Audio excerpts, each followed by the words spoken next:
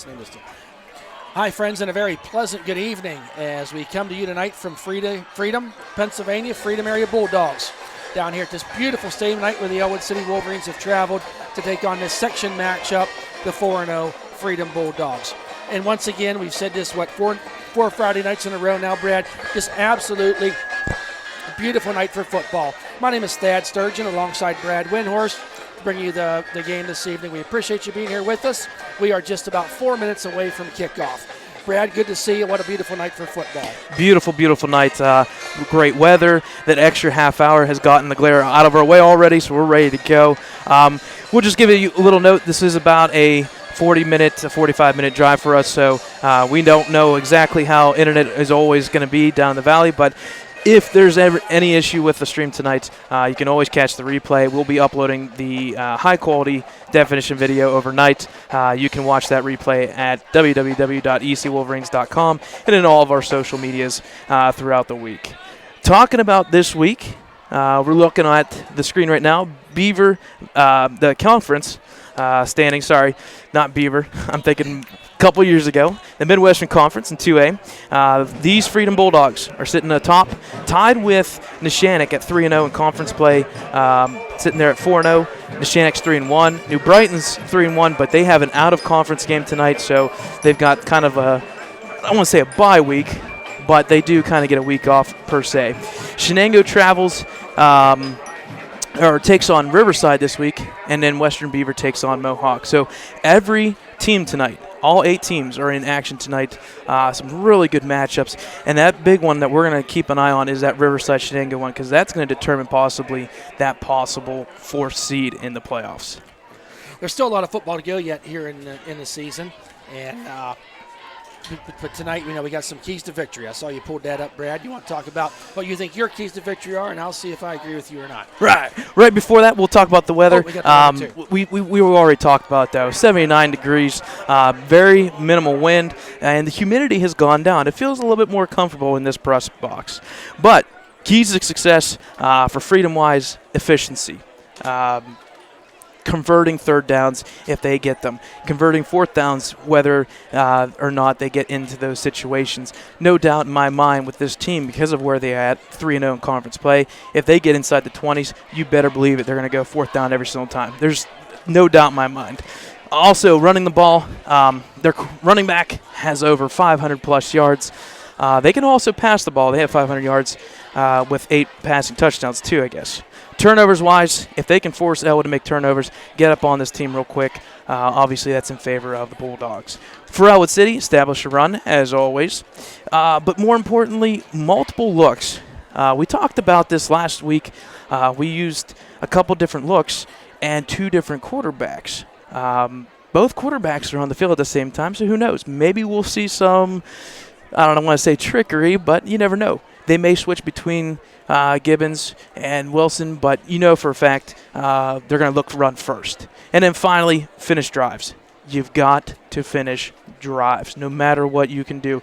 If it takes 4th down, you got to go for it at this point. You're 0-2 in conference play, you have to. So there's your keys to, my keys to success. I agree with all them, Brad. The only thing else I would throw in there as we look back, we're just a few seconds away here from kickoff. Last week, this Ellwood City defense held Neshannock to 4 yards almost all the way through the first quarter. With about 3 minutes to go in the first quarter, they held them, and then they got behind. And then they gave up big plays. 5 plays over 50 yards last week right. For Neshannock.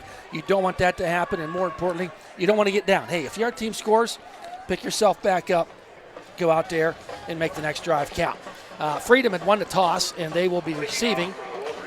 And kicking off for the Wolverines is number 14, Ashton Wilson.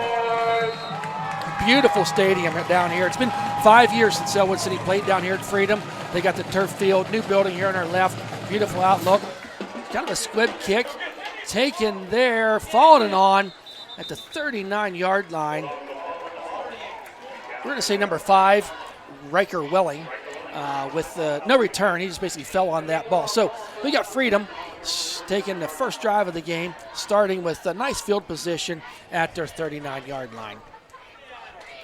We got there for the Wolverines, starting number 74, Rodney Grimes, number 28, You got Sammy DiCaprio out there on the line playing the end position. We got Storm Chambers out there at linebacker. We'll get you more of the names coming in.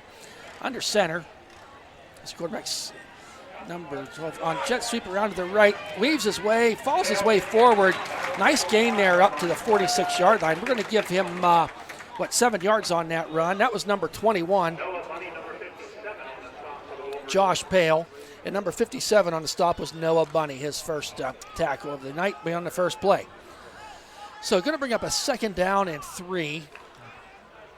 A little tight in the room here for the press box this evening, so our notes are kind of stacked and not laid out like normal. But under center.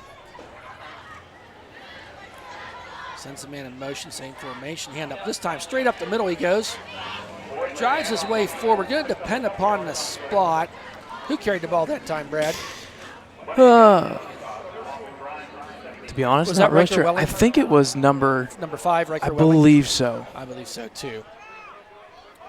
Cole Beck is a quarterback for here I go, messing names up again already. The Freedom Bulldogs. Back under center, wide out to the right. Handoff around to the left side, number 32. Bounces off to one side, left side, rolls his way forward all the way down to the Ellwood City 49-yard line. That was number 32, Max Uhazy. A nice pickup on the play there for Uhazy. I missed who got the tackle, Brad. Did you see? I believe that it was one? number 74, Rodney Grimes. Rodney Grimes over there. He went a long way to get that. He Rodney did. on the left side. Credit Rodney for not giving up on that play. Kind of went down the line, got him from the backside. New set of downs here for Freedom. 1st and 10, ball on the 44-yard line. There's sweeping out to the right side, looking down the field. Got a man open down there. Number 5. He got the ball 10-5. Touchdown. Number 5, Riker Welling. 44-yard pass play. And he got behind the defense. And he had smooth sailing. Nice pass. He did have to just kind of check up and wait for it just a little bit, but he had time to wait. So just a pitch out there. Roll to the right in the quarterback. The right shoulder, and he was gone. 44-yard touchdown. That scoring drive took all but about a minute and 44 seconds. Now we're on for the extra point. Number 6, and that is up and good. Garrett Paxton with the extra point. Early goings here. The Freedom Bulldogs marched at, 61 yards on that drive? Yep. 61 yards for the touchdown. We said that they were going to try and throw this ball right out of the gate. They had 8 passing touchdowns coming in tonight. There's number 9, just like that. Well, it was a formation where it looked like they were going to run. Right. And had all the running backs going in, and I think what happened is we had some cornerbacks and safeties kind of bite on that to let Welling get well behind everybody for the touchdown. I was going to say that's what I liked about that play there. He rolled out. That does a couple things. One, it gives you the option to run the ball, but more importantly, it lets the wide receivers get downfield, and establish honestly, down behind I think them. when we get back home and look at that again, he could have ran it. Yes, he could yards have. If he would have tucked it and ran. So, Freedom will be kicking off. And I got to tell you, I'm so impressed with this stadium. Got a lively crowd. Had a beautiful ceremony beforehand honoring veterans. The Freedom Band, they came out, played the Lee Greenwood song and all that stuff. And it was very, very nice. Very, very, I commend Freedom. There's a kick drive down there, and it goes out of bounds. Nice play there by number 21 for the Wolverines.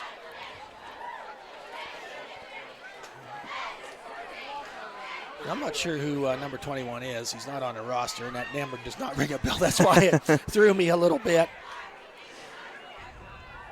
If I'm correct, we were talking to Colby today. He did say there was a new player on the team. I'm wondering if that is that new player. I can run down here to the coaches and ask them if the cord's not long enough. So. Once we find out that number, we'll get get to that you. for you. I'm just wondering, did they switch up Carter Lutz's number because Carter's usually back there. Correct. I'll get to that in a minute. An update on Zach Gatto from last week. Okay, out. We do have Ryan Gibbons under center in an I formation. 2 wide outs to the right. Goes back, handoff there. Gobbled up quickly. Pick number 66. Jake Simmons was there to plug up that hole. That was Tyler Powell on the run. I believe so. So no gain on the play. Maybe just lost a little bit. But number 66 there in the middle, I mentioned him. He can fill up a hole. He's 6'3", 240 pounds. And beside him is Fernando Franco, number 72. He's there at 5'11", 285. 285. So a lot of meat there in the center of the line there for Freedom. Under center's Gibbons. Pitch out there to Carter Lutz on that right side, looking for a seam. Didn't find it. Yeah, maybe picked up one for young Carter Lutz. Going to bring up a 2nd down and 9. 3rd down and 9. Or 3rd down, I Yep. beg your pardon. 3rd down and 9. We'll give him 2 actually on that one. Okay.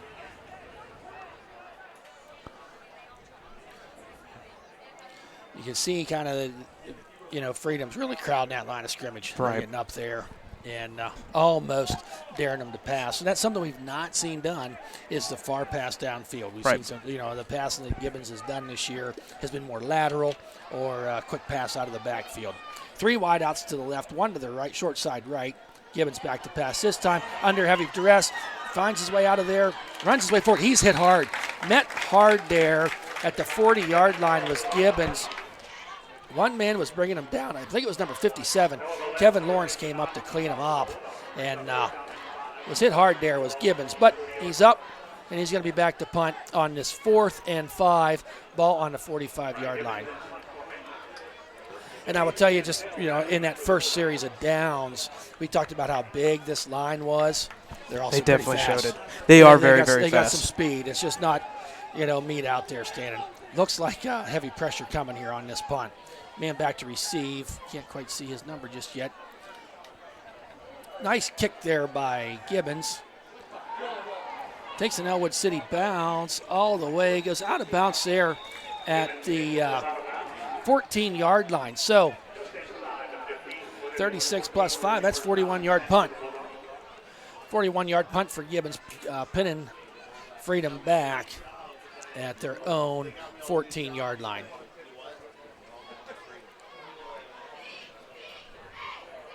But last week we had the delay. Young Zach Gatto took the hit. I did not sing on the air. We saw a helicopter fly in, and he was life flighted to Children's Hospital. I got word from his mother that evening that things were looking good. I talked to his mom, Holly, that next morning, and he came home Saturday. So very good. What a relief that was. Handoff up the middle there. Not much going on there. Not sure who even carried the ball that time from the angle we're looking at up here. Number 42. Brett Boyd again. Brett Boyd, okay, I think we're seeing him a lot. And was that number 72 for the Wolverines getting I up off the ball? believe so. The pal, Benjamin Bobbert. So one of the down linemen there. So that's nice to see. Get that stop at the line of scrimmage. Gave him 2 yards. I think we'll make that trade all night. Under center. It's number 18. Handoff on the sweep around there. Speedy number 21. Hit there by Gibbons, weaving his way around. He's over to the left side. He's got blockers out in front of him. He's at the 40, 45. Dragged out of bounds there at the 50-yard line by Ashton Wilson. Brought the ball from the 16-yard line all the way out to midfield to the 50-yard line. That was a 34-yard run. He ran about 70 to get that. I thought Gibbons had him. Just he slipped out of Gibby's hand, and then he just went cross field and just kind of picked his way through there. Luckily, Ashton Wilson came across to make the stop, but not after a 34-yard gain. Ball resting right at midfield for the Freedom Bulldogs on this 1st and 10. Good grief, this wide receiver's big, isn't he? Huge. Rolling out Make again him to the right to him. Rolling again. Throws the ball. That's a nice catch. But we have an illegal hit back here, I'm thinking. That was a nice grab by Riker Welling and keep it in bounds. Ball all the way right at the first down. It'd be enough for a first down. I believe they was a block in the back. That was a block in the so back. It's It gonna looked come like back. that to me. So that's going to come back. Watch what's going to happen right there. We have a little replay thing here. We can see a little bit. Yeah, right there. You can see how side. that player. It was unexcused. There's no reason to do that. Yeah. But at the same time, you got a quarterback scrambling like that. You don't know as a lineman where they are, all that kind of stuff. Right. So that's going to be 10 yards.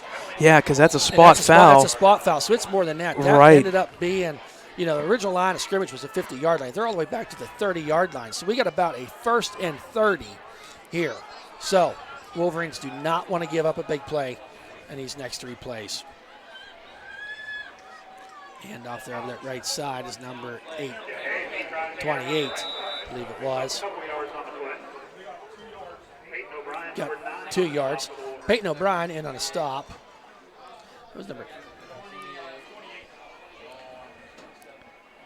Who carried that? Was it 28?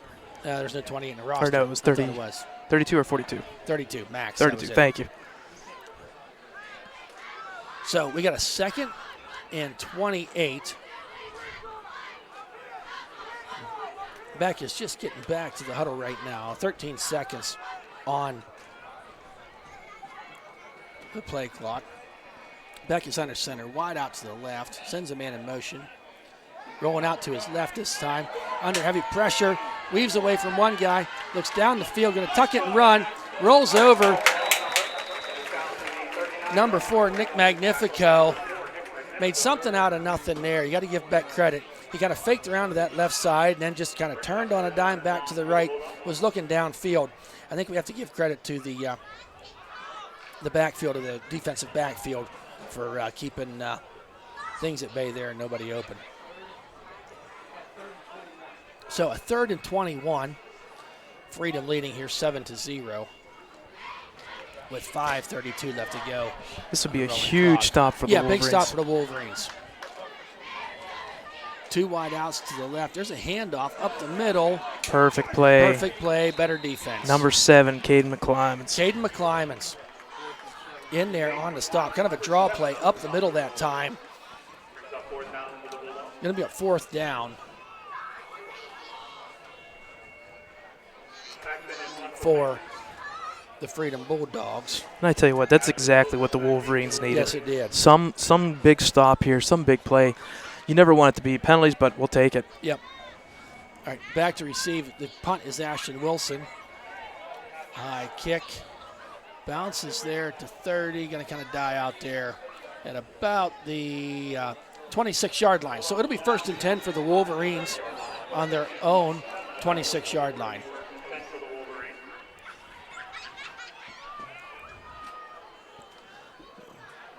That line on the offense side is pretty good, too. You got number 66 out there. Jake Simmons, 6'3", 240 pounds. Number 59, Noah Valls, he's 6'1", 200. We mentioned Fernando Franco, 5'11", 285. So, some big men up front and some tall guys in the back for the Freedom Bulldogs. Under centers, Gibbons. Laid handoff there to Tyler Powell. Really no gain there. Big number 72. Franco was in there on the stop. Really no gain on the play. And this is just the 4th offensive play, but I don't know if this running up the middle is going to work tonight. Right. I think we're going to have to see that trickery idea or well, something to get it outside. Some misdirection. Right. Get the ball outside. We'll see what adjustment made. I formation this time. Good to see Spadafor back on the field. He was out last week. Pass out there to Spads, 35, 40. That's a 1st down. That's a good play. That's a great play there. He was taken down by number 18, Cole Beck. And not only that, that may be the first time we've seen a wide receiver catch the ball and it instantly turn upfield. Yep, that was great. That was a good play. That's a 1st down. Pickup of, I think it was 10, wasn't it? This ball's at the 41. That was about a 13-yard gain. 13-yard pass play. And I think that was recognition by Gibbons. A junior. He's played here a couple years. There was soft coverage there. Right. And just, get the ball out and see what happens. And hit him basically in stride. So, 1st down for the Wolverines. Ball on the 41-yard line. Gibbons. Hand off there to Powell. Tries that middle again. Nothing doing. So, I think number 57 and 42. So Kevin Lawrence in there on the stop. Maybe you can hear them guys, Brad, when they say that too. It is hard. I'm trying to follow the numbers pretty. It's pretty tough at times. By halftime, we'll know the numbers. So, all right, you got Spatafor out there to the right. Caden Crouch to the left, I formation. Back is Gibbons, has some time, throws the ball down. Oh, it was almost intercepted. Number 59. Noah Vales had it in the breadbasket. I think he was looking for 6 because he had green grass out in front of him. 2 wide receivers for the Wolverines in the area. Maybe just good stay-at-home defense there by Valves. Man, he's out there with his hands on his hips. He may not have another one like that the rest of the season. So on the injury side, on the other side there, yes, Zach Gatto is on the sidelines over there. However, he is in street clothes. Gibbons in a shotgun on this 3rd and 10. We have a whistle, and we're going to probably looking like. I believe a timeout Ellwood City here. Oh, no, they're going to call a delay game. A delay game. I beg your pardon. I missed seeing that clock going down that fast, too. Right. I can only see one of them. The other one may have right, a wall. It's a little bit tucked in there. But doggone. That is the nice thing about tonight's game. They do have that 40-second and 25-second play clock tonight, so we don't have to worry necessarily about the refs with the 5 seconds. Right. So big 3rd and 14 or 15 here. Yep, 3rd and 15. Gibbons in a shotgun. Got Carter Lutz to his right. Sends to Ashton Wilson in motion. Back to pass. Heavy pursuit from the backside. Get out of there, Gibby. Throws the ball. Overshot him. Intended receiver was number 18, Caden Kreiser. And Gibbons was just almost blindsided there from the backside pursuit. So it brings up a 4th and 15 for the Wolverines.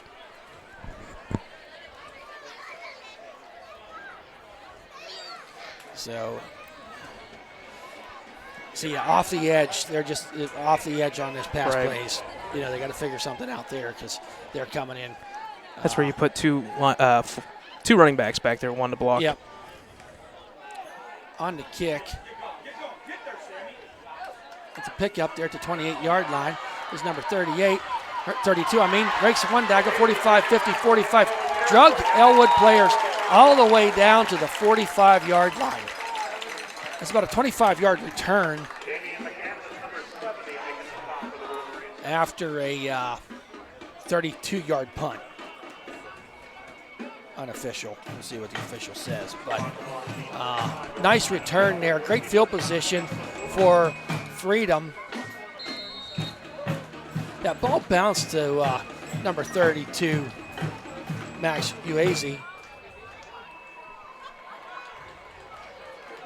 And the shotgun is back. Under center is back. You see this formation a lot. Sends man in motion. It's a handoff there. Number 42. Follows his way forward. Initial contact there was at number 57, Noah Bunny. On the carry was Brett Boyd. I think it's the first time we saw him carry the ball tonight. Pick up, let's give him 4 on the play. Going to bring up a 2nd down and 6. Just 2 minutes to go here in a very fast-moving first half. I want to give a big shout-out to Noah Bunny, number 57, and 72, Benjamin Bobbert. Both of them go to the CTC, so I was able to talk to them today here and there every once in a while.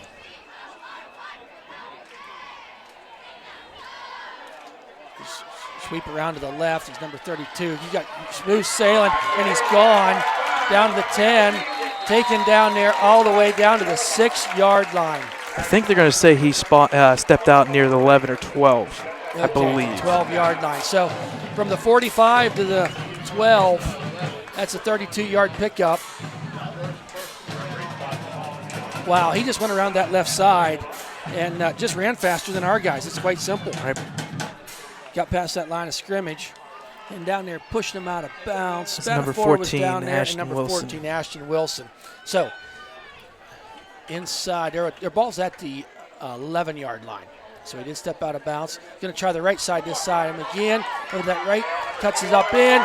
He is into the end zone. number 21, Josh Pale, on the 11-yard touchdown run. That brings the score to 13-0 with 1:17 left to go here in this first quarter. That was a 3-play drive, 45 yards, and it didn't take long for them to do it. Or was it 2 plays?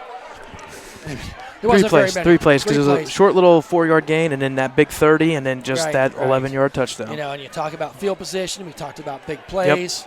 Yep. We talked about not getting behind and kind of just mailing it in. Right. Extra point is good. Extra point is good.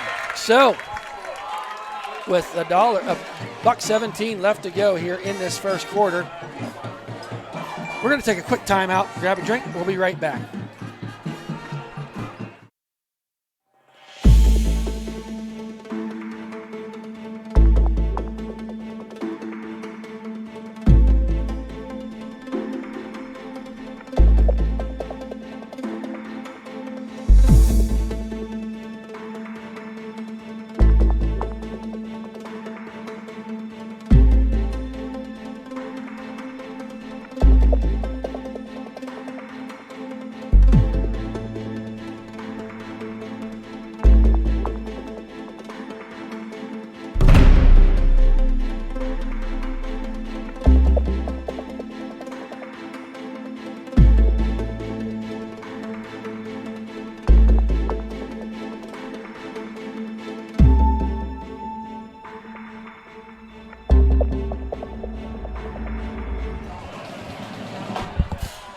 There's the kickoff, folks.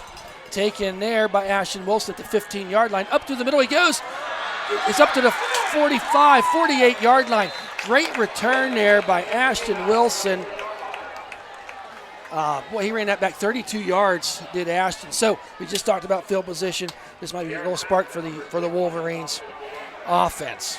So really, he just found a little lane there coming up the middle, and credit the kickoff return team for giving him a lot of room to run, but he found a hole and made his way through, and really was shoestring tackled there.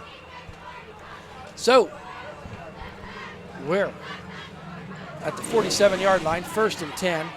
We figured out the number issue, 27 and 21. 27, it so was Spatafor. Spatafor is back there. High formation pitch out there to Carter Lutz. Good cut. Tried to cut. Shoestring tackle. He zigged and zagged and number 14. Nowhere to go. Number 14, Tristan Clear, was in there in the backfield to hit him. So 2-yard loss on the play. Going to bring up a 2nd down and 12. Waning moments here this first quarter. This would be huge and crucial just to get past the 50-yard line. Yes. Just keep moving forward. Getting freedom territory. Gibbons handoff there to Carter Lutz. He's got a hole up to about the 46-yard line. I think, unfortunately, the turf took him down on that one. Carter Lutz, and I think the magic turf as he was moving forward. Good 10-yard gain there. Yes. The big thing is you got to think about these players. They're playing on natural grass, natural practice grass all week long, and then you come to turf. It's a little different. It is a little different. That's going to bring us to the end of this first quarter. We're going to take a quick timeout. At the end of the first quarter, it's Freedom Bulldogs 14, our Ellwood City Wolverines 0. Today's broadcast is brought to you by EllwoodCity.org, the unofficial site for Ellwood City News.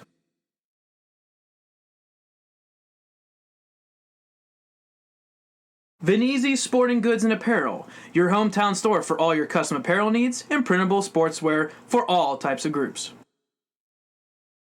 And by WXED 107.3, located in downtown Ellwood City, bringing you your rocking needs.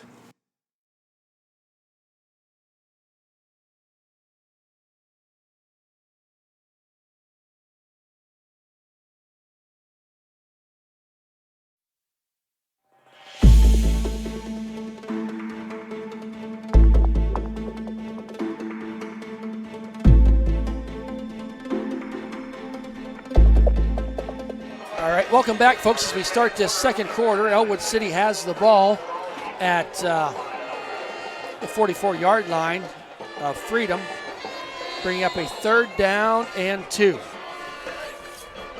14-0 here as we start this second quarter. Gibbons under center. I have a feeling with him that deep, this is going to be quarterback sneak. Nope. Hit there was Carter Lutz. Tried falling forward. Who knifed through there? That was number 42. We've called his number a couple times tonight. Brett Boyd on the tackle. So Gaina, let's give him a half a yard. He needed 2. We're still about 2 yards away from a first down. So 4th and 2. We're waiting to see what we want to do. Checking in is Jimmy DiCaprio for Coming out Anthony Spadafora. Spadafora. Wouldn't mind seeing a spread out and spread them out and I go. don't think we're doing that. But yeah, it looks like I formation. A fullback pass to Storm. Storm driving that way forward. Keep them like Sherman, Storm. It's going to be a spot. It's going to be think tough. we got it. I don't think so either. Just kind of that quick handoff there from Storm in that fullback position. He needed 2, got 1. Yeah. So ball over on downs. 4. Now taking over will be Freedom Bulldogs. You know, I don't have a problem with that call. You know, it's 4th down. You're 0-4. You scored 2 touchdowns all year. You're in Freedom territory. Why not? The only thing I can say is take that same play twice. Give it to the fullback. The running back is so far deep like that, penetration-wise. To me, give me the fullback twice in a row. Yeah. But it is what it is. Freedom's ball.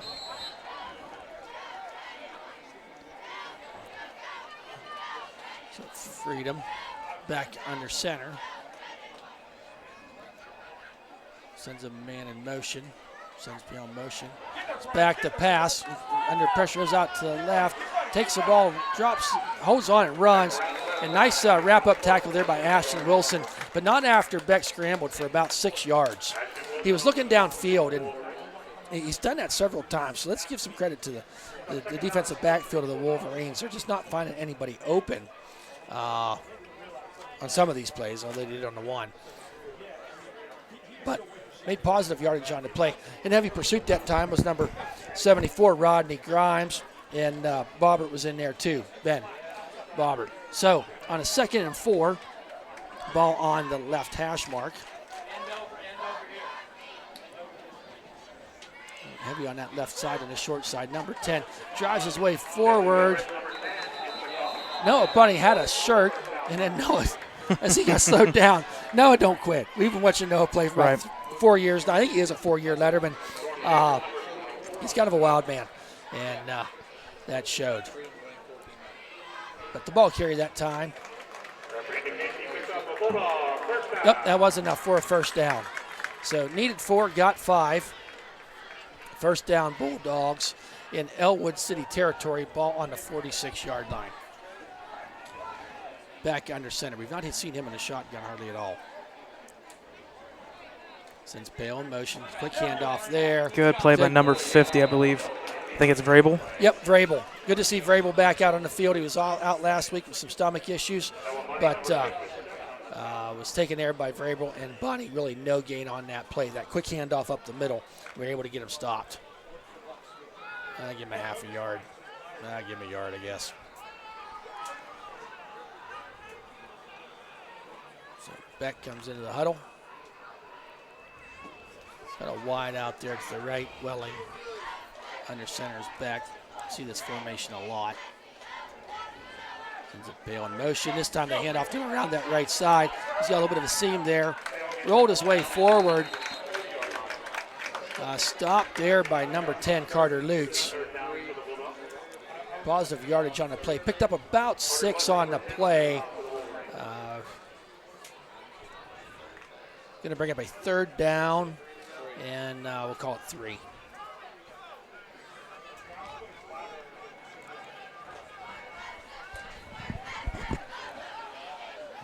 Be nice for the Wolverines to get a stop here, maybe 4 down territory for the Bulldogs. Handoff there. Quick drive to the left. Number 10 moving forward. He's going to have enough for the first down. Dylan Goodrich. Yeah, he's well ahead there. Storm Chambers was in there to slow him down. But the Ellwood Cities are getting hands on these guys. They're just getting jerseys. It's tough to get down. Yeah. They're not getting these guys down, and that's probably about the 5th running back we've seen carry the ball in this first half of the game. Back under center. Sends Pale in motion. We see that a lot. Quick handoff there to number 42. Not much room there for Brett Boyd. I think that was probably Noah Bunny's territory where he got the stop. But Gibbons, number 50, I beg your pardon, number 50. Vrabel was in there again for the stop. So pickup of, they're going to give him 1 yard on that play. Going to bring up a 2nd down and 9. Fast moving first half here, 8 minutes to go in the second quarter. Back under center, wide out to the right, sends Pale in motion. He's back to pass, looking down the field, rolling out to his right. Got a man down there, missed him.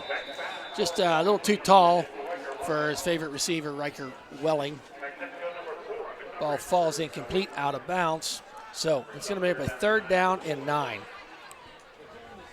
It's one of the things we've seen tonight. We'll have all the halftime stats for you here, as well as out-of-town scores, and let you enjoy the Ellwood City Blue Band and Freedom Band. Freedom's got both. You're going to see two really good bands tonight. I know Ellwood City was at the band festival here just a couple nights ago, and is that the Mercer? That was Lawrence County. Lawrence County, okay. So on this 3rd and 9, Bill in motion, sweep around there, finds a seam, but nice taken down there. Hit low and taken down quickly.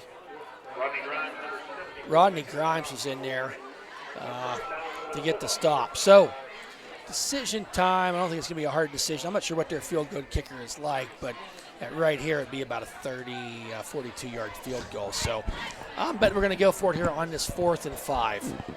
Yeah, we said that probably inside the 20-yard line they're going to go for it. At this point, there's no reason not to go. 27, you're up 14-0. Right, you continue. Yep, give it a try. Back under center. Sweep on this side this time. Number 10 cuts it in. Oh, weaves his way through. Tell you what, give him credit. Dylan Goodrich got well enough for the 1st down, and he just, I don't know, a la Le'Veon Belk, just kind of let things happen in front of him and took a step forward, sidestep to the left, took another step forward. Before you know it, he had about 8 yards. We'll keep it Steelers base. We'll say Ian Snow. There we go. I'm sorry. Or we could talk about retired. Oof. 1st and 10. The ball on the 18. There's Pale. Wow. You know, I don't know what they're doing. You know, the linebackers pick up of probably about 6 on the play. Storm Chambers getting off from the bottom of the pile, as well as Gibby was in there too. But, you know, they're doing that sweep around the right side or left side. Almost a little misdirection, if you will, Brad. Yep. And he can swing it wide, but they're finding creases, right where the tackle would be. If you want to talk about and find their way up through there, and they're getting 4 to 6 yards. It's a methodical drive. Just give me 5 yards, 5 yards, 5 yards every single play. Here we go. Once again, handoff there. Almost a busted Spin play. move. 21 on the spin move was Josh Pale. Pale's not a real big kid, but he's shifty. He's coming in there at 5'7", 135 pounds. So my looks did not deceive me. He's not big, but can turn on a dime. And we saw it there on that play. Didn't get enough for the 1st down. So it's 3rd and 1.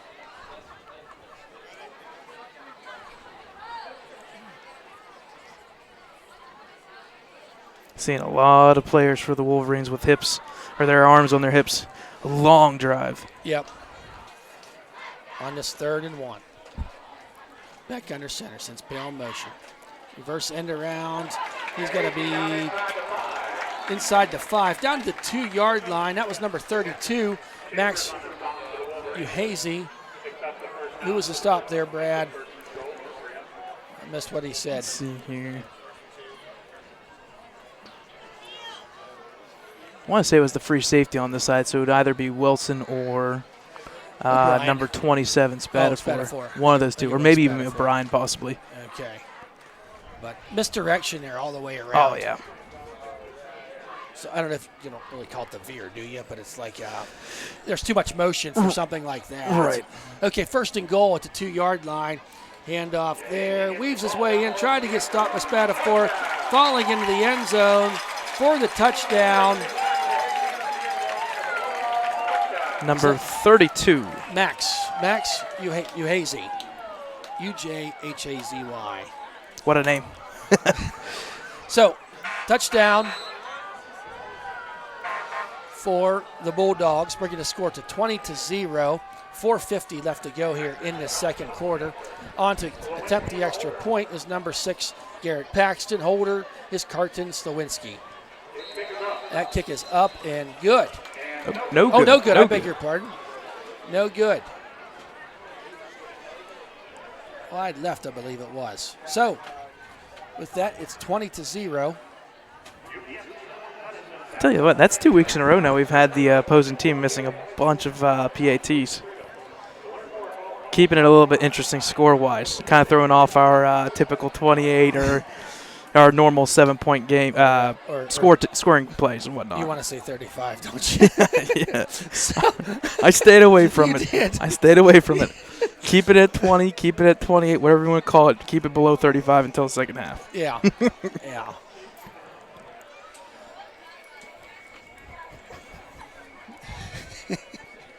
So, hey, while we're waiting for the Bulldogs to come on, as we do every week, Thursday night dinners for the football players. This week, we want to throw a shout out to Joey Carasone and Mary Jo Catering for feeding the young men last night. You got 31 players to feed, and the coaching staff. Mary Jo and Joe do a great job. They do a lot of catering for the school events. Always good food. I don't know what was on the menu, but anything I've ever had of Mary Jo and Joe just kind of stands there. Mary Jo does all the work. Don't let anybody kid you. I know Joey. I can say that. Here on up in the kick. Good kick on the ground, taken there by Storm at the 30-yard line. 35, 45, out to midfield. I don't think they're going to try that again. No, I don't think so. Storm Chambers that was pretty much all on his own. He's one of not the up man in that second tier, if you will. And brought the ball back, a 20-yard return for Storm Chambers. So ball on the 50-yard line. 4:44 left to go here. Stop the clock for the change of possession. We've seen that almost every single week. There's been one squib kick up the middle, and Storm has picked it up in at least 20 yards each time. He does. He's just got that bulldog approach. one of the 3 seniors on the team. And Storm's on the homecoming court along with Levi Smith. I saw that today, so congratulations. Gibbons, handoff there to Carter Lutz. Falls his way forward, back to the original line of scrimmage. Tried that left side, and not much there. And that was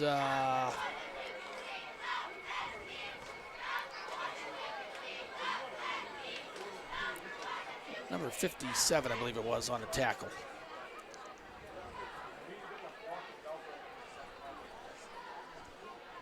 So no gain on the play. Going to bring up a second down. Down marker's wrong on the other side. Sammy DiCaprio down here, far side, short right. Gibbons. Handoff there to Carter. Oh, he got tripped. Tripped by number 42, Brett Boyd. And, early in this game, we see a lot of impressive players on this team. But Brett Boyd, we see him, when you see the ball, we see him, whether it be on offense or defense. Pretty good player. Pretty good player is Boyd. We always commend those that play both ways. Most of these schools in 2A will be doing that, and that. Even below single A, but that's great to see that. So, 3rd and 9, 2 wideouts to the right, 1 to the left. Gibbons in a shotgun, rolls out to the right, getting back from the backside. That ball's incomplete. Thrown out there to Kreider. Why were them guys blocking down the field when they needed to keep running? Ball falls incomplete. I'm sorry, we're live all the time. I should keep my comments to myself. But going to be a punting situation here at midfield. Gibbons back to punt. Back to receive is number 21, Josh Pale. Also back there is number 32, Max Uhazy.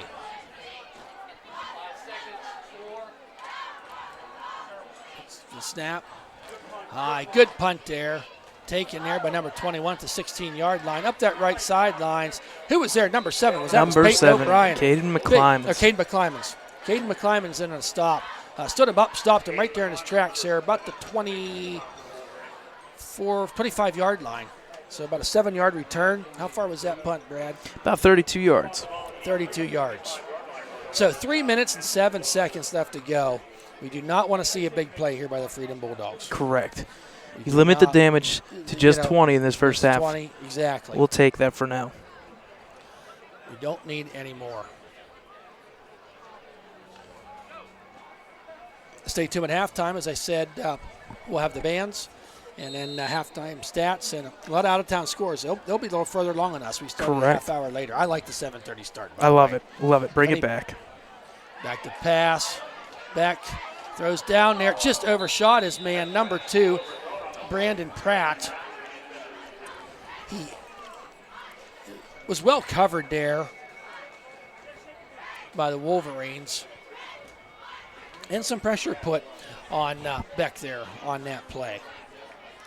But I think they were thinking like we were thinking, no big play, and they're wanting the big play. So ball fall incomplete. 3 minutes and 1 second left to go here on 2nd and 10.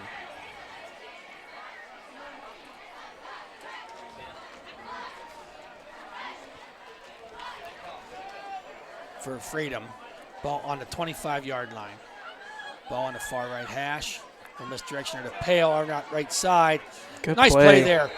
Storm Chambers really set off that block. I believe also number 28. I think it was Decap too. Yeah, Sammy DiCaprio was in there. Good stay at home. That's the defense that they need for that on that sweep around. Limit the damage to only 4 yards. We'll take that anytime. Yep. Now we got 3rd and 6. Coming out is Bobbert, and Vrabel's back in on that line.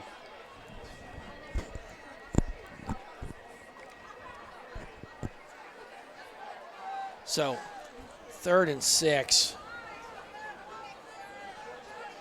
Beck under center, sends Pale in motion. Makes the handoff to him. Goes down the middle there. Oh, good play. Good play. Ashton Wilson saved 6. He's given up a lot of size to big number 5, Riker Welling. The ball was a little bit high. Welling got a hand on it, and then there was a hit there by Ashton. That was good defensive play by Ashton Wilson. Because if Ashton would not have been there to blanket him, we're still talking. I think we're still going. That new building down there on the other end of the other side of the end zone would have stopped him. So 4th and 6, punt formation for the Bulldogs. Back to Ashton Wilson to receive.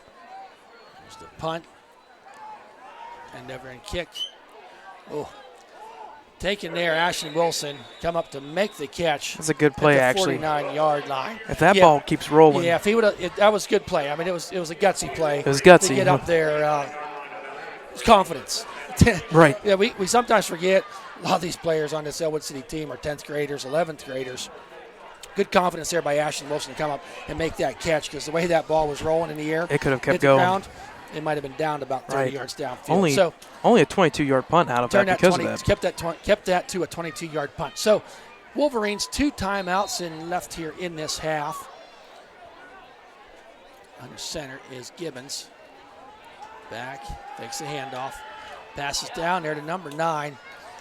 Taken down there. Peyton O'Brien. 45-yard line was Peyton O'Brien. Good to see Peyton get a catch.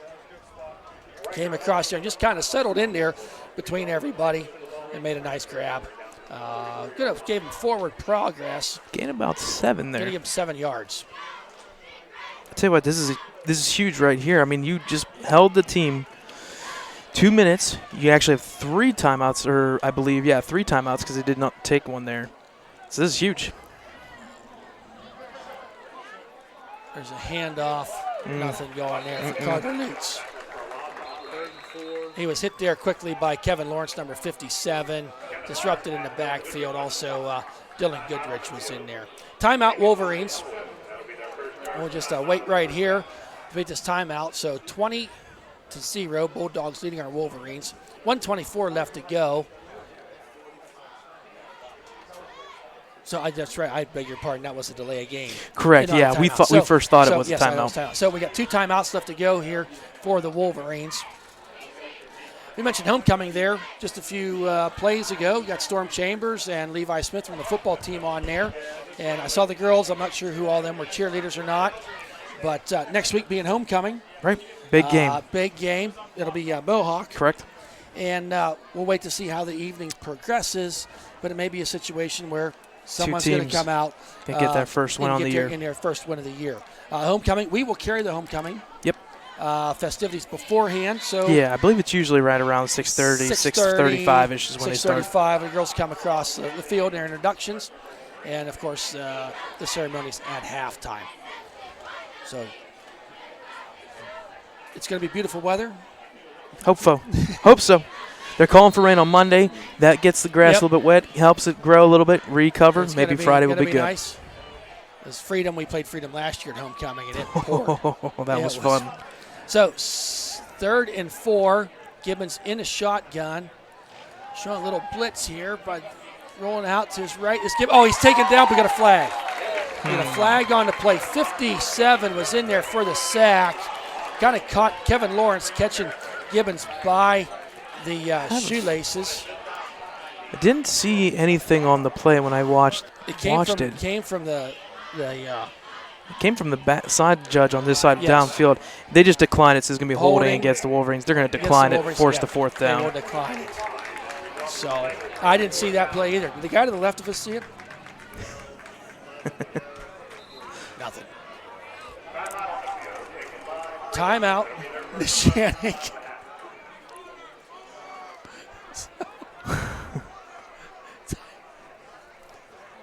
Nishanik calls their first timeout. It'll be 4th and 11 as we come back from the timeout for the Wolverines. Be in punt formation.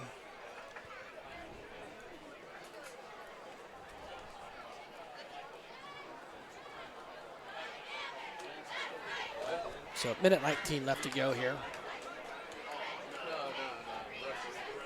We've kind of seen Freedom score quick play, big bunch, and then we just saw them drives and just take them down the field. This is two weeks in a row. You got 2 weeks in a row. Two teams with red and white on their jersey. Yep. Big plays. That's where I was going with this. This could be a fun matchup, New Brighton and Freedom. Oh, yeah. New Brighton, Freedom. Eventually, it would be great to see a Freedom Nishanik matchup. Those 3 teams are going to be in there. I think they're finding their way. Right. From what we've seen them all play now, we've yet to see Shenango and Riverside. Right. Shenango's probably the surprise to this point. I believe so, but I tell you what, they're young just like us. They're up and coming as well. Yes, they are. So back to receive is number 32, Max Uhazy. Waits the snap is Gibbons. They were bringing pressure. So the ball for kick. 10, 5, 4, 3. Goes into the end zone. But you know what? I'm okay with that. Spatafor was down there trying to chase the ball down along with Sammy DiCaprio. That was a 52-yard punt. 52-yard punt. And that's huge because, so it comes back to the 20-yard line, but that took a couple extra seconds off. Yep, yes it did. And that's huge. No return, we'll take that. Not giving any return. So minute 9 left to go. The Bulldogs with 2 timeouts remaining in this half.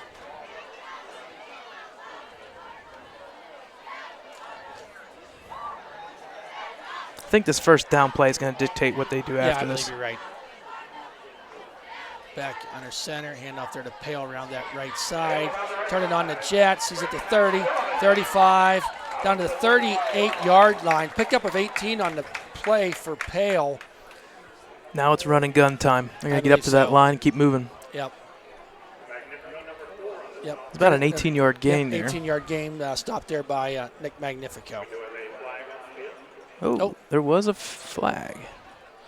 So they're going to call black in the back. Block in the back. I think that changes It changes dynamics of everything. A lot of things Right. here now. Minute 2 left to go here in the second quarter.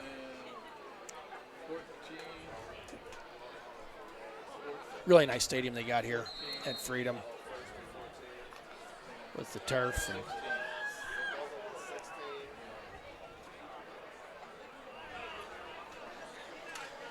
so going to bring up a 1st and 14. Running clock. 47 seconds, gone its way down. Back under center. Hand off there up to 35, up to 25, 27-yard line. I believe that was number 32. Carter Lutz. Yes, that was 32, Max. He's hazy. So 26 seconds left to go, and they do not have to run a play. We're about a 6-second difference on the play clock and that. So we'll wait to see. I think they're just going to be content with going into the halftime with that 20-0 lead. So we saw some things. The Wolverines offense got a couple first downs, a couple pass plays, but just not enough.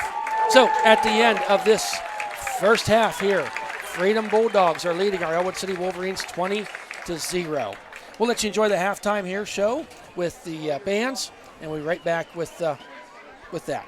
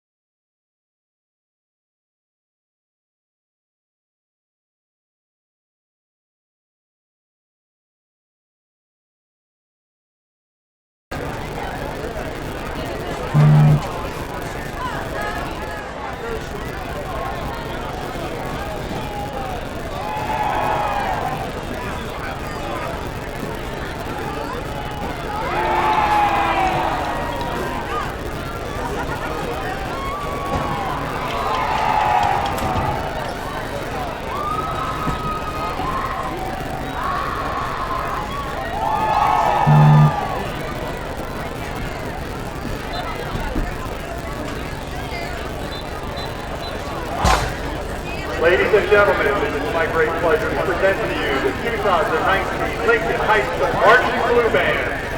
Tonight, the Blue Band opens with the 1973 Progressive Rock Kid by Emerson, Lake and Palmer. Here is March 9.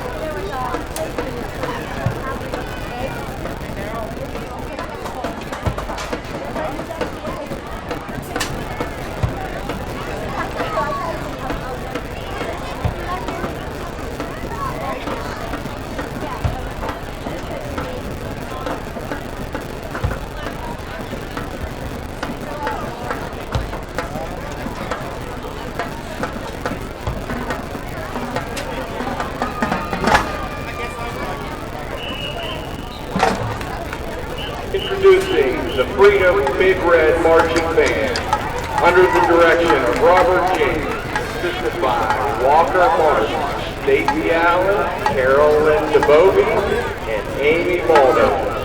Drill designed by John Capehart, musical arrangements by Nathan James. We are proud to present the music from Panic at the Disco, I Write Sins, Not Tragedy, Death of a Bachelor, Say Amen, Saturday Night.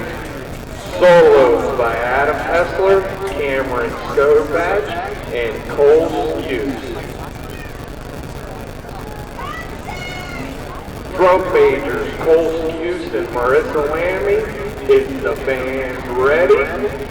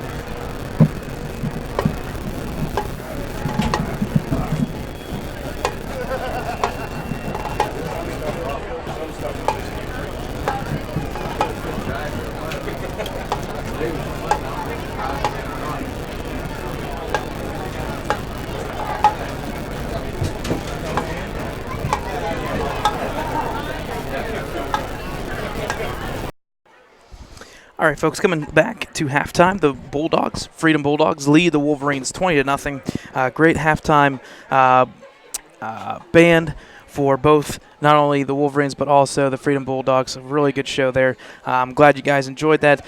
You can always catch this replay of tonight's game, Week 4, on www.ecwolverines.com. There will be a higher quality video reposted and all the stats from tonight's game so far. So on your screen right now is those halftime stats.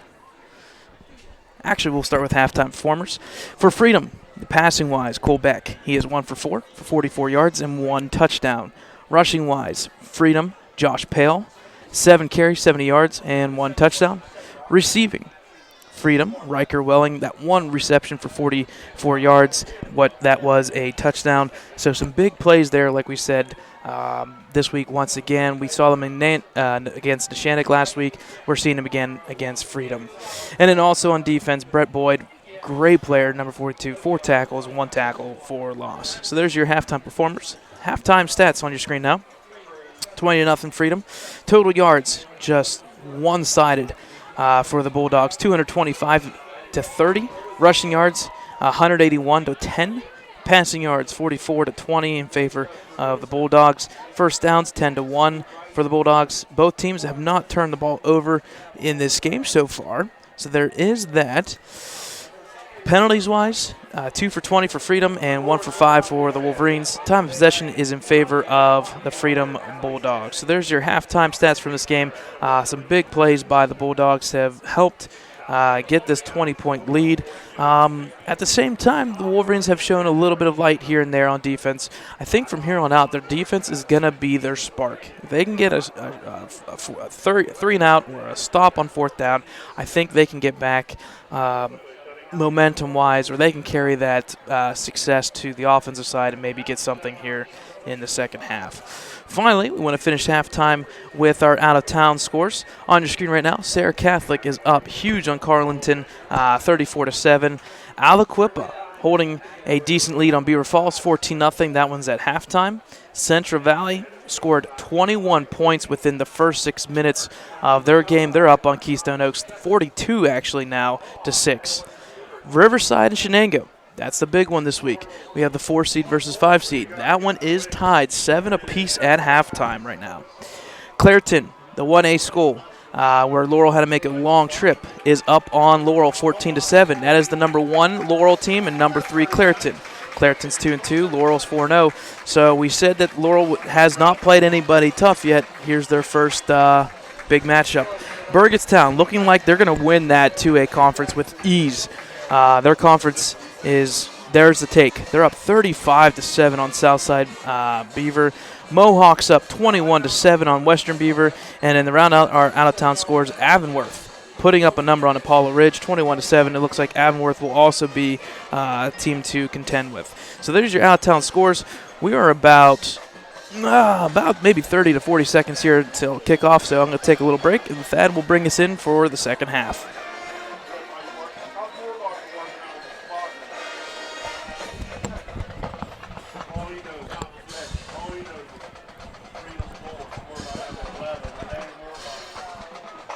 We're off. Welcome back, folks. Hope you enjoyed the halftime show by the Lincoln High School Blue Band and the Freedom Area Bulldogs Band. Boy, some interesting scores there at halftime. I think we can stand here tonight and say Central Valley's for real. Yes. That one was 21-0 within the first 6 minutes. They're now, like I said, up 42-6, cruising. So we've heard, hearing some of the sports shows around Pittsburgh, they've talked about that. I know it's a different section, but a local team, that Aliquippa Beaver Falls game may be a little tighter than what you thought. Yeah, 14-0 doesn't sound commanding. I have a feeling that Aliquippa's going to come out in the second half and just pull away. They have a way to do that. So a lot of neat stuff.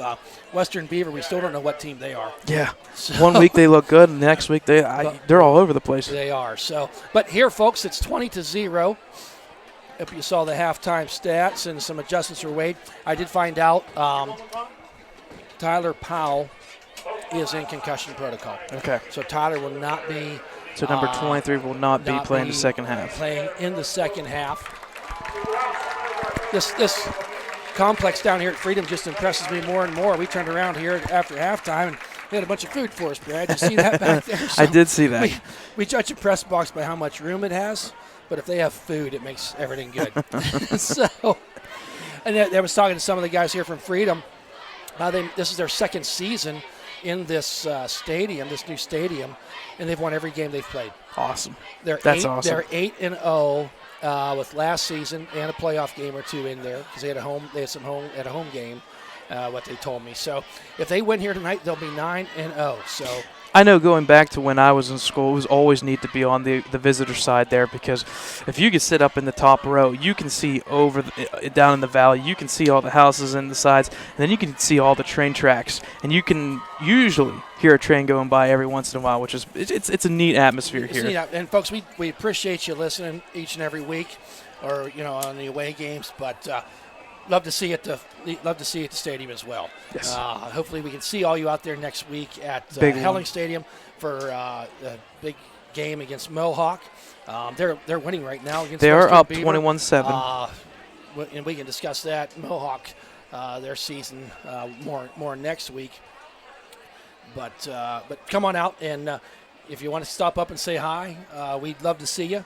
Let's walk up. We're on the left. If you're walking up the bleachers, we're on the left-hand side.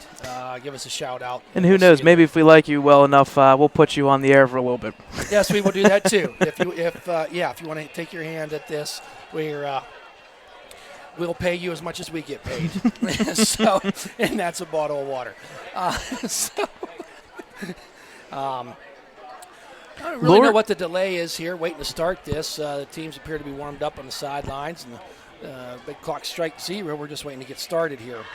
I think the big thing looking forward to this second half is that Wolverines do receive the ball in this second half. That's huge. If they can develop a good first drive, move the ball, not getting my hopes up, but if they can move the ball well enough and at least get into a position where we get into field position game or something like that, something to show that there's some life in the second half. That's just you take away. Hey, this game's not over yet. We went over the stats. We know where we stand. Let's just try to build off of some things here. Coming into this, we get the ball here. Ashton Wilson back to receive along with Anthony Spatafora. There's the run up and the kick. Goes high, end over end kick. Takes Spatafora. He drops the ball there. Picked up Derek Storm at the 2-yard line. Ashton Wilson, I beg your pardon. Falls his way forward to the 18-yard line. So a 17-yard return, which sounds nice, but when you start at the 1-yard line, it's not as impressive. But a nice deep kick there. That was number 6, Garrett Paxton, on that kick. So I think we're going to see a lot of Carter Lutz in the backfield in this half. And we always see Storm back there in that fullback position. Really on that depth chart, I'm not sure who's the enemy we find behind Carter. Maybe Brooklyn, Toronto. But what formation are you calling that? There's a handoff there. That was to Ashton Wilson. Driving this way, really no gain on the play. Stacked up there by the whole interior line of the Freedom Bulldogs. I think number 5 kind of got up there. Number 42 again, Brett Boyd on the tackle. So they did give him 1 yard on the play. Going to bring up a 2nd down and 9.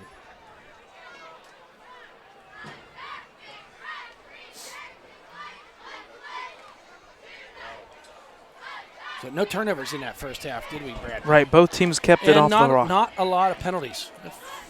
Only 3 so far. So Gibbons back to pass. He's hit there. Oh, hit hard. Hit hard all the way back at the 9-yard line was Ryan Gibbons. And that was number 57 in there, Kevin Lawrence. And they came from that backside as Gibby was trying to roll to his right looking downfield. He didn't have much time to look, did he, Brad? No, he did not. Fast. If Kevin Lawrence didn't get him, somebody else was going to. So brings up big third down, I down think 17, just inside the 10-yard line of Ellwood City. Now at this point, you're just trying to get out of the end zone area. Get out of the end zone. You want to talk about that field position, and There's a handoff there to Carter over that left side, dragging down but from behind nicely. And that was number 10, Dylan Goodrich, making the stop. So Actually lost the yard, I believe, on that play. I think so too. It looks like it. So that's going to bring up a 4th and 18 from the 8-yard line. Gibbons punting about 5 yards deep in his own end zone. So not the start they wanted to have to come out here in this second half.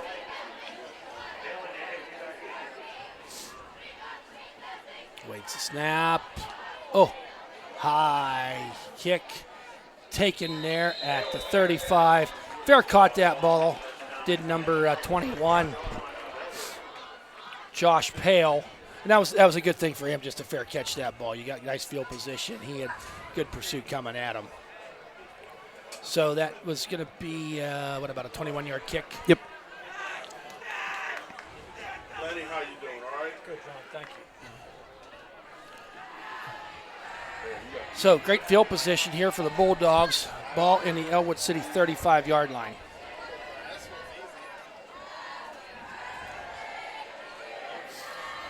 Cole Beck gets the whistle. Under center. Sends Pale in motion. And off there to number 42. Up through the middle, driving his way forward. It took about 5 Wolverines to hit him to finally get him down, but not after he gained 11 yards. Was Brett Boyd. So kind of gang tackled there. I'm not sure who you're giving the credit to for that tackle. I believe it was number 10, 57, and Spatafor. So a little bit of everybody on that one. Yep. That one definitely took 3 players to tackle. Right, after 2 of them slowed him down. There's a handoff again this way on the left side. I believe Going number forward. 32. Number 32, Max Ege. On backside pursuit there by number 57, Noah Bunny. On the stop. I think only a gain of 3. Yeah. Gain of 3 then. That's going to make up a 2nd down and 7. Freedom, their first drive of this second half. Back under center. Wide out to the right. Rolling straight to his left. Looking downfield there off of the outreach receiver, Max Uhaji. And kind of got one hand on it, if you will, as he was going down for the ball. Ball falls incomplete. Going to bring up a 3rd and 7 for the Bulldogs. And, you know, they've not had a lot of 3rd downs, but when they have had them, they got them. Their conversion had to be pretty good there. I don't know if you talked about that at halftime, Brad, but yeah, they had 10 first downs, and some of those were on third down. The conversions were key for them. 3 come to mind right now. So 3rd and 7. There's a handoff to 42. Up the middle, he rolls into the end zone for a touchdown. 21-yard touchdown run for Brett Boyd. Right up the gut he went. And, you know, I think it's that misdirection again, Brad, because they kind of had Pale going in motion. And on that 3rd down, he's ran around there before. So I think at the end of the day, we're going to talk about this Freedom team's pretty good coach team. Right. They don't make mistakes at all. There's not Minimal mistakes. Minimal mistakes. And when you think they're going to do something, they do something else, and they're successful at it. On with the extra point. Kick is up, and that one's good. Garrett Paxton on the extra point. That's going to make the score 27-0. So we'll be right back, folks.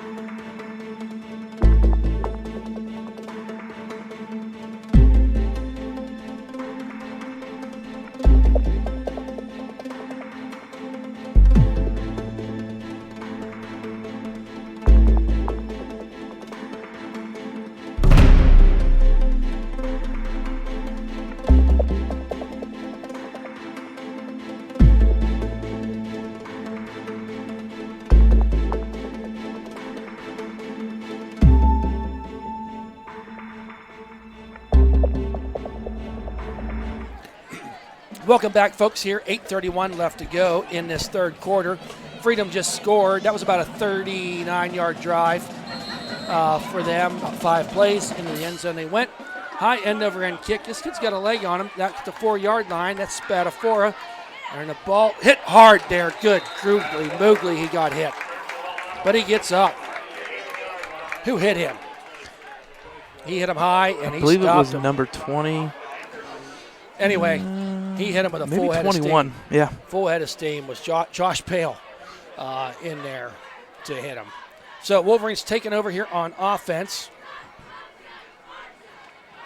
Ball on their 24-yard line. Gibbons under center. I formation. Hand off to Carter Lutz. Up the center he goes. Makes the first man. He's on the way out to the 45-yard line. Great run there by Carter Lutz at 21 yards. All the way out to the 45-yard line. He just really went through the center of the line and found a seam there, and there was no one there for even to go around. So nice run there. That's got to be one of our longest runs. Outside of Tyler Powell's long touchdown run there. Right, against Sarah Catholic. That's probably our second longest run of the year. So nice momentum there. Carter Lutz, just a sophomore, filling in there at the running back. And we've seen him carry the ball in other games so far this season. Hand off again to Carter over that left side. Drops that head down. Good all the running way to the 50-yard line. Pick up about 5 on that play for Carter Lutz. Seems like, he can get a little head of steam. He can get rolling pretty fast.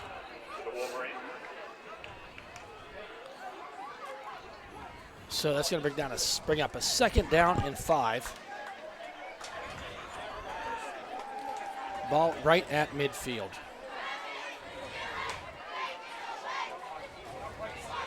There's a hand off to Carter once again. Not that. Oh! Made something out of nothing. Got hit there to the initial line of scrimmage by big number 72, Fernando Franco. Kind of bounced off of him, rolled his way forward for 3 yards. So going to be a 3rd and 2. Big 3rd down play here. This is where you start thinking about your Storm Chambers, 2 tries to get 2 yards. Agreed. 100% on board. And I tell you what, I have a feeling that's where it's going because they're going to pass to him out of the backfield. You've not seen that yet tonight. You're going to do it now. Should have got Carter Lutz hit there at the line of scrimmage, driven back, hit there by Brett Boyd. I tell you, Brett Boyd, if he gets a hand on you, you're coming down. He don't miss many tackles. Loss of 2 on the play. Going to bring up a 4th down and 4. Yeah, it looks like the Wolverines are going to go for it, I believe. Looking that way. At this point, when it's 27-0, again, we're dreading that 35-point lead. You go for it. You have to. Yeah, it's inevitable. You got to go to it. All right. Back to passes. Gibbons, quick pass. Throws it. And caught. That was caught there. Nope, it looks like they're going to say incomplete. They say that he juggled it and unfortunately did hit the ground. Kind of trapped it, believing. Yeah, Peyton O'Brien. He was in between 2 other defenders, and Gibbons put the ball where he kind of had to put it, but maybe just a little bit low. So, ball over on downs. What's that? The Wolverines now over for 2 tonight on 4th downs. So, ball now on the 49-yard line of the Bulldogs. 5:52 left to go. Hand off there to 42. Falls his way forward.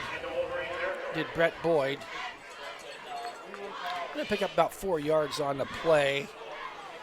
Looks like Andy Vrabel in there on the stop on the defensive lineman for the Wolverines.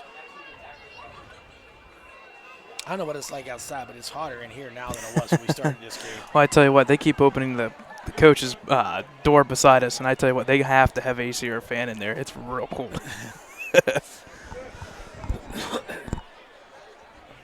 So 2nd and 7 for the Bulldogs. And they're in a situation where they don't really need to hurry. Play clock's at 5. Sends a man in motion. And off there to Boyd. makes his way through to the 20, 20, 20, 15, 10, 5. Touchdown for Boyd and the Bulldogs. 48-yard run for Brett Boyd. Kind of that shot right up the gut. We've seen big runs on that before. And once he got about 10 yards past the line of scrimmage, he was pretty much on his own. And he still had blockers downfield. So they are going to go for 2. Yeah, they should go for 2, try to get that 35-point mercy rule going.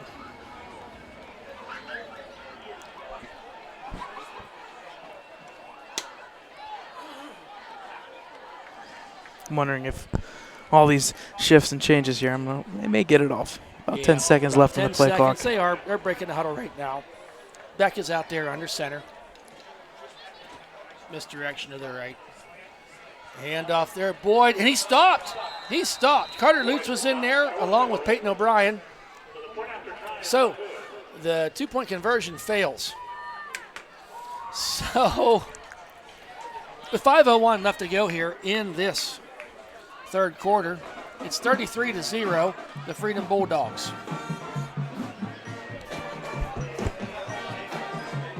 That drive there, where'd they start that at? On the 49-yard line, about 3 plays. Yeah, they're on 49, so they went 51 yards. 51 yards. Just a couple simple handoffs to number 42, Boyd. A couple misdirections here and there. Again, it's neat to see this offense work. When it clicks for the Freedom Bulldogs, it's just 5, 6, 7 yards. Now, having said that, they get into some other teams with a little more experience, a little more size. Them holes fill up a little bit more and a little more resistance to make them holes. But they seem to have it figured out here tonight due to the Freedom Bulldogs.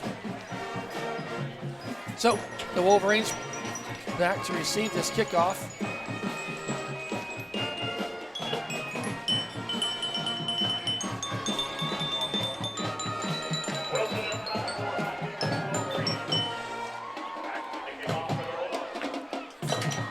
So kicking off is Garrett Paxton. They get into it. Long driving kick. Oh, you got to pick that up, don't you? Ball rolls into the end zone. Kid's got a leg on him. He does have a leg. I think we have a feeling that if they're ever in field goal range, they could. Well, yeah, on the kickoffs. I mean, we don't see him drive into the end zone that often in this division. So Wolverines coming out here, down 33-0.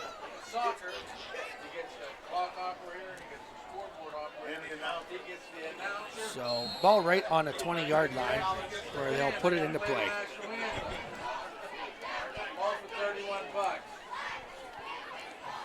Gibbons under center. Hand off there to Carter Lutz. Tries, is that Ashton? Ashton Wilson, yes, Ashton Wilson on the carry. Brought down there, number 10 at the bottom of the pile, Dylan Goodrich. So really no loss of 1 on the play.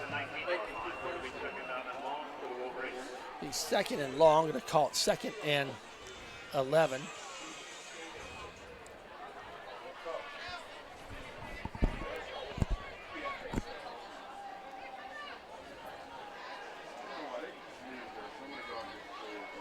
Center's Gibbons, I formation. Going out there, pass. There's a nice catch there at the 25-yard line by Peyton O'Brien. Pick up of about 5 on the play. We kind of saw Peyton make a catch like that before. Just kind of settles there behind the linebackers, coming across the field. Peyton, just a freshman. I believe he's a sophomore.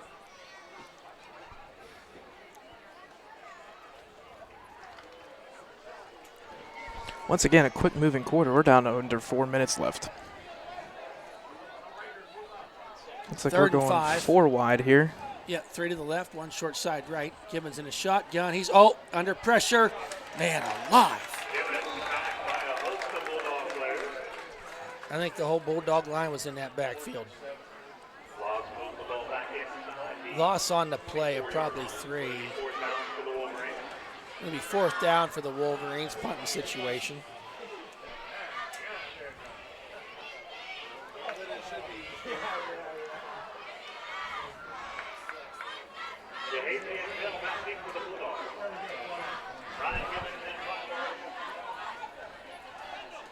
So Gibbons awaits the snap. Better snap this time. Yep. No driving kick. Rolling down there. We got a flag. I think we got to have some personal foul from somebody. Because after the kick, the flag was thrown. Ball is down at the 42-yard line. We'll wait to see, but I think we got a little extracurricular activity going on here. Wonder what they'll say here. Not sure who it's going to be on. Possibly both ways, or it kind of looks like it's against Ellwood, maybe. Nope, they're saying freedom. So that'll be from the down to punt. Going to knock him back 15. Is it 5? No, he's running. It's 15. It'll be personal foul, so it should be 15. Yeah, personal foul 15. When the official picks the ball up and starts running with it, it's not 5 yards, it's 15. So, all the way back now at the 27-yard line, rests the ball for the Freedom Bulldogs. 33-0.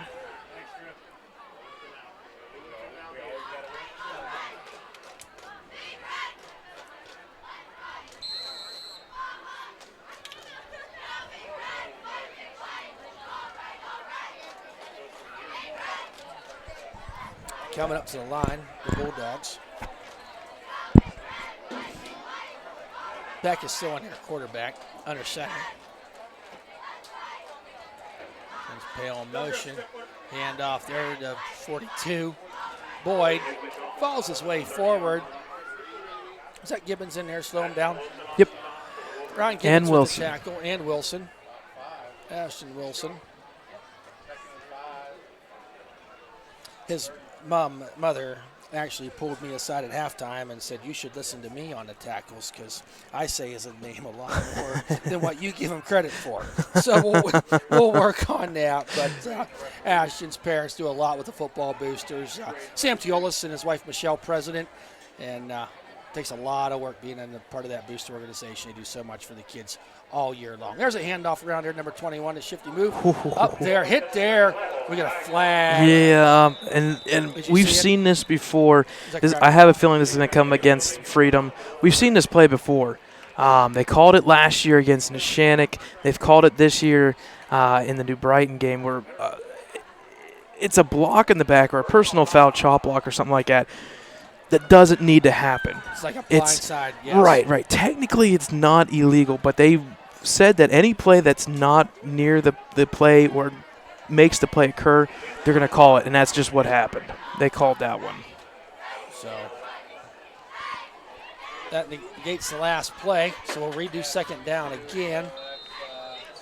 We can move that if we want. So that's going to be a second. Second down and long, 2nd and 16 for the Bulldogs. Back under center. Handoff there, up the middle is number 3, Tyreek Campbell. Going to pick up about 5 on the play. Not quite back to the original line of scrimmage. Going to bring up down a 3rd down and 11.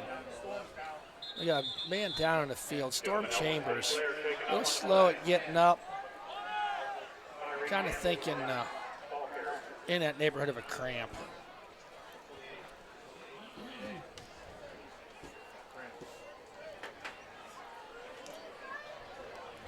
So while they wait to attend to Storm Chambers.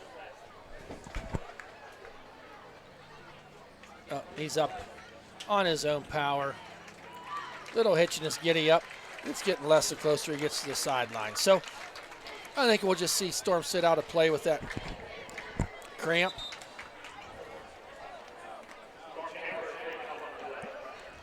And see if we can get something done here on defense on this.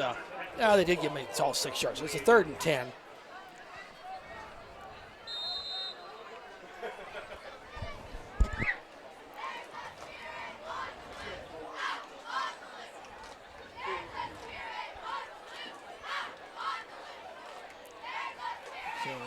Back under center.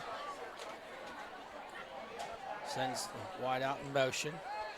Hand off there. Nope. Keeper. Kept the keeper on the option. Haven't seen that tonight. It's number 32. Doggone, he's going to have it, isn't he?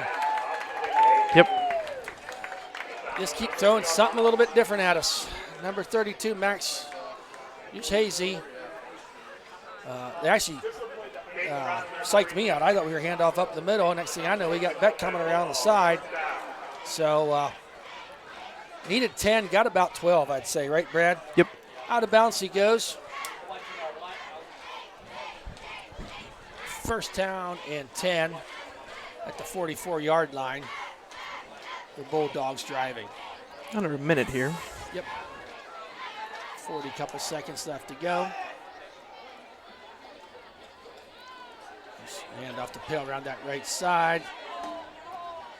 Just made one man miss. Drives his way forward for about 7 yards. That was good blocking up front. That Pale 21, kind of a patient runner. I alluded to that earlier. Just kind of waits for it to happen and lets his blockers do their job and makes his job a lot easier. So just 13 seconds from the final seconds here of this third quarter as we wind it down. They don't have to snap a play, so that will take us to the fourth quarter. The fourth quarter. It's 33-0. Freedom Bulldogs. We'll be right back.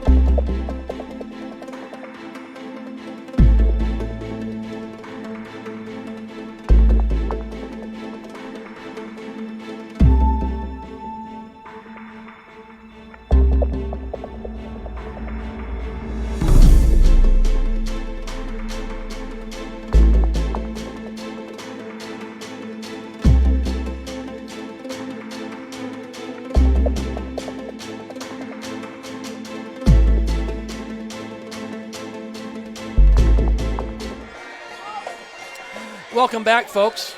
The Bulldogs here on a 2nd and 3.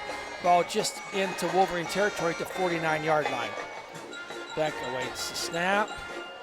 There's a handoff to number 3. Up he goes. Met there. Storm Chambers is back. Hit Tyreek Campbell, the ball carrier, but needed 3. Got 3.5, did Campbell. That's enough for a first down. I know one thing we haven't said about all night, almost every single running play, except for here and there, has been to at least to that right side. They have. Every once in a while they were all to the left, but most of it's been to this right side of the line. When they've gone to the left, it's been more of a sweep type of thing to the left.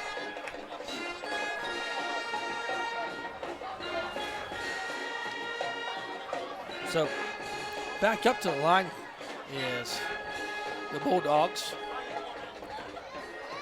Back, hand off there to number 26. Weaves his way through up to the 40-yard line. Picks up about 5 is Damian Grunigal. That's a new ball carrier for this evening. I think we're starting to see some of that, bringing some switching players in and out is Freedom. The game well in hand in their favor with a 33-0 lead. Who's that carried by? That was 26, Damian Grunigal. Thank you. Thank you. So it brings up a 2nd down and 5. 2 wideouts tight. There's a handoff to number 10. Stood up there nicely. Who did that?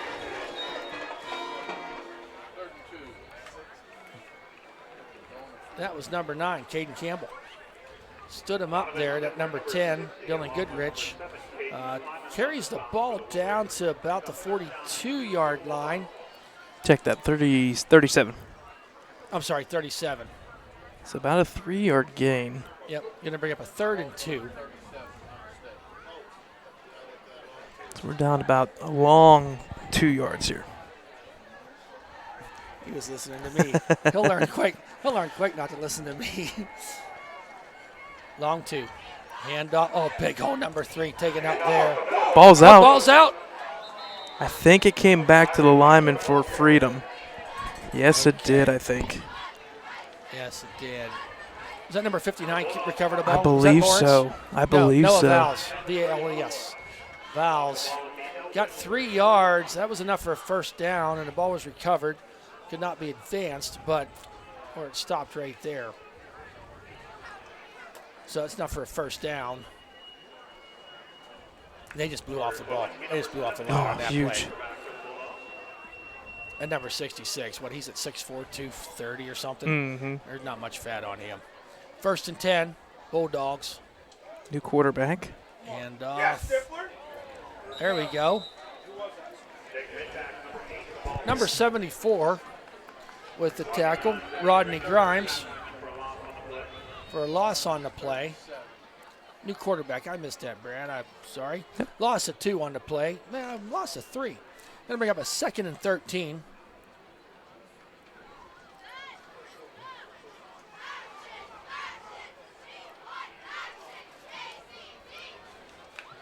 So Donovan Stifler's in the game at the line, on the line right now. Under center, new quarterback, number 7. Handoff to 23. So handoff up the middle, breaks left. Really not much gain on the play, maybe 2 yards. Going to bring up a 3rd and 11. Ball resting on the 36-yard line.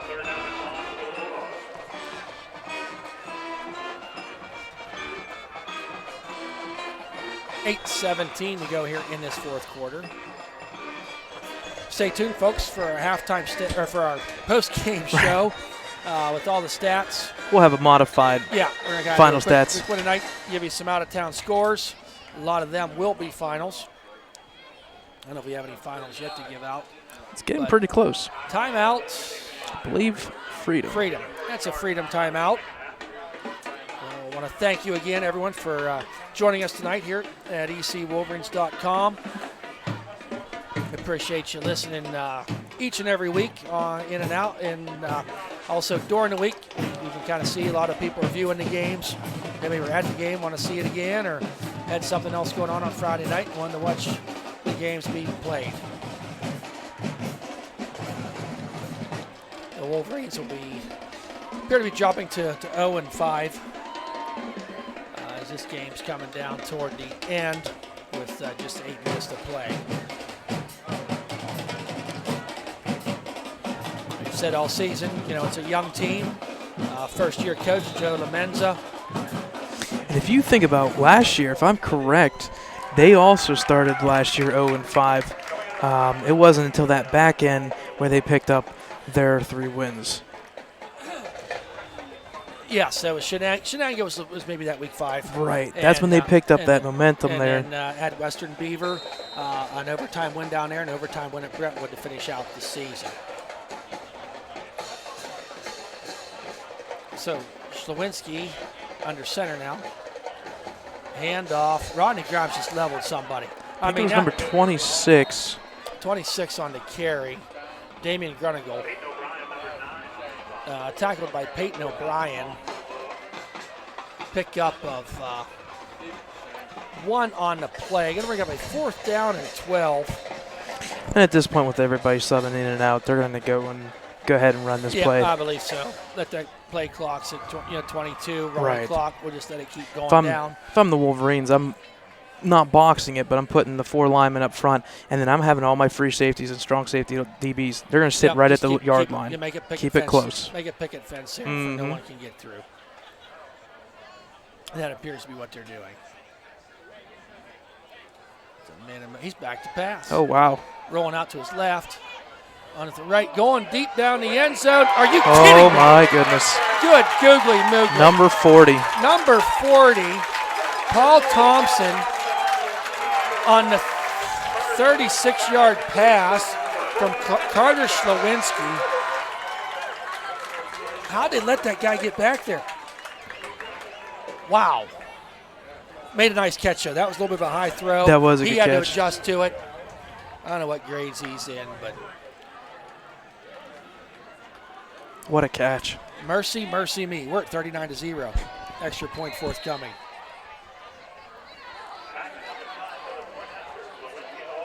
Wow.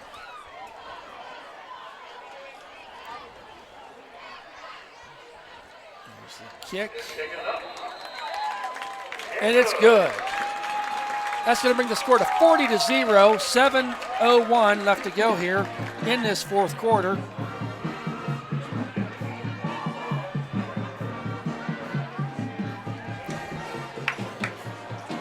You know, we talk in preseason, you know, what's it going to be like? You know, Ellwood is going to be young. You know, we knew our competition was going to be pretty good. But I stand here tonight, Brad, this Freedom team's a pretty good team. I think, you know, we saw a good team last week in New Brighton.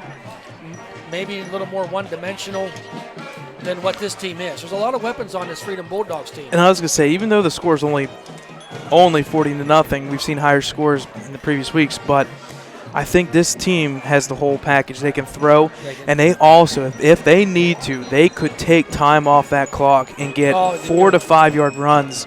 I don't think any other team can really do that. They have to have that quick play or that big play. I think this right here shows they can make the short little runs. The line is big enough and fast enough. And, right. You know, it's not I don't want to go as far to say like a two-headed monster, but you got Boyd back there, kind of that bowl you over kind of runner. Can go up the middle. And you got the skill. Kind of punish you. The skill in 32 and 21. Yeah, and then you got 32 and 21. You got Josh Pale. He's not big, but man, the kid's fast, can turn on a dime. Good cuts. Makes good cuts. I mean, you wouldn't think a 135 kid would be hard to tackle, right. but you can't just arm tackle him because he's going to slip out of that arm. Here's the run up and the kick. There's a drive taken there at the 5 yard line by Spadafora. Makes first wave miss, coming weaving his way through. Nice run back up there at about the 27 yard line. About a 25 yard run return for Spadafora. So 1st and 10 for the Wolverines. We got a rolling clock now. The mercy rule into effect. Yeah, almost everything, almost running clock on everything except for a timeout, a penalty, or score, pretty much. Yeah. So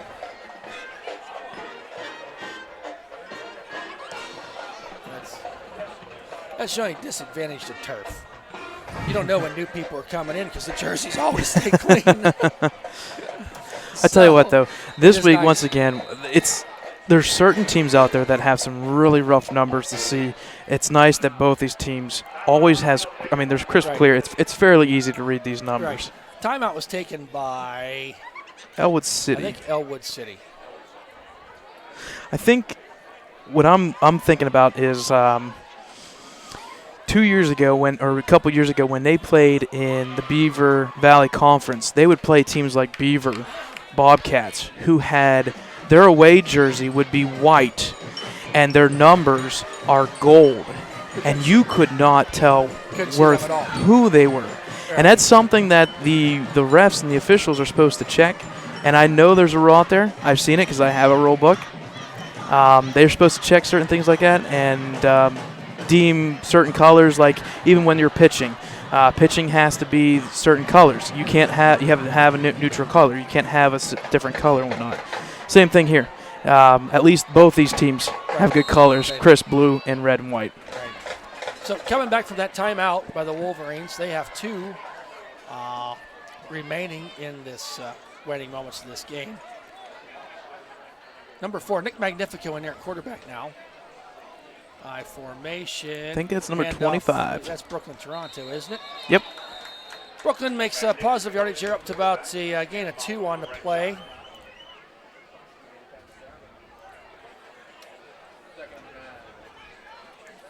We got number 53 out there for the Wolverines, Cameron Reynolds. He's been out there all night, I think. 65's out there.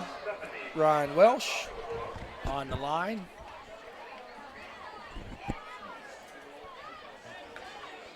Number 19, Braden Hendrickson's a wide out to the left.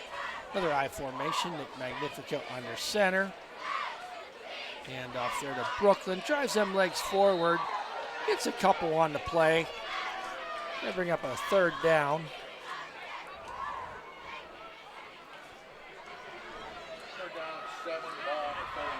Going to be 3rd and 7, ball on the 39-yard line.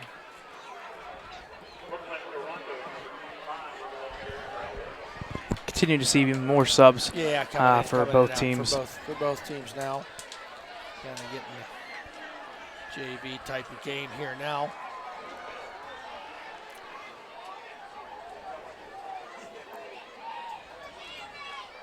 Magnifico, handoff. He's tackled in the backfield. Is Brooklyn, Toronto. He maybe lost a 1 on the play. Going to be 4th down and 7. Clock continuing to roll. Magnifico is going to take this punt, Brad. Yep. Let's hope that this snap is right to his hands and not over his head. Right. Right. Sam DiCaprio's on long snapper for the team. We got to remember that once those subs come in, every single position's being subbed. Right. So they don't do this right from the start. A nice kick. Very good punt. Bounces at the Let 40. it roll. And rolls. Good punt. Why is that kid standing there? That just drives me crazy. You can even hear the coaches. You can hear the coaches yelling to get away. And I think the kid's grandmother was yelling at him too. So, ball's down at the 39-yard line. That was a Bulldogs. Yeah, it was about a 30-yard punt. Not bad. No return. That's what's key. Right.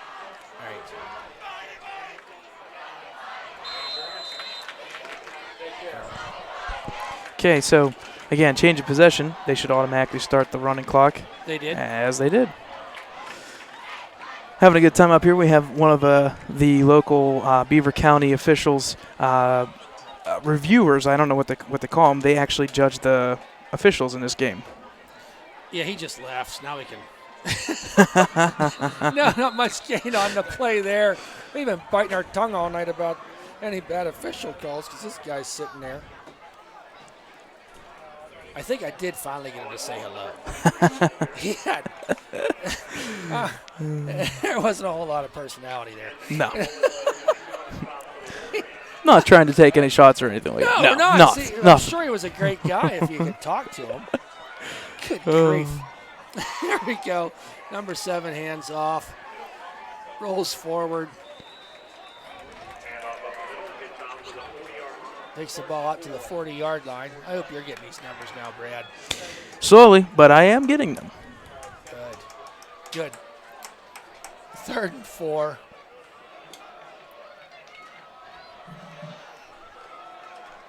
The ball on the 40-yard line.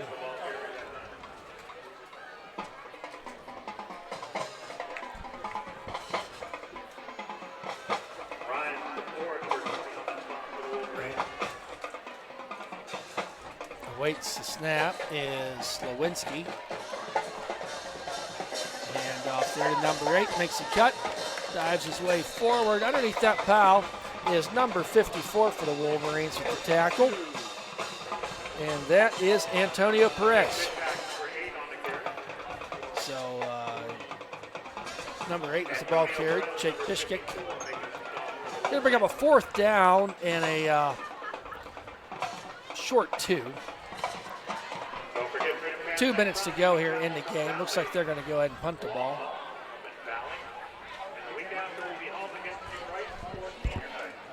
Okay, so that we just heard it. Freedom will be playing New Brighton. Well, that's going to be a great game. That's going to be huge. Where's that at, did they say? I believe here it's homecoming for them, yes, I believe, or considered homecoming, I believe. Okay. They always do their homecoming game on a Saturday, 7:30, I think, start. That might be worth coming down and watching. Right. Up with the kick. Punts it away, and them guys fumble over it there at about the 34-yard line. So it's going to be Wolverines' ball. Not a whole lot of time left. So you said homecoming there, Brad. We said it before. We'll say it again. We got our homecoming next week. Yep. Friday, 7 o'clock is kicked off. Pregame festivities at 6:30. And we will have this. As the girls, young women come across the field and be introduced with their escorts. And at halftime, of course, when they announce the winner, we'll be covering that,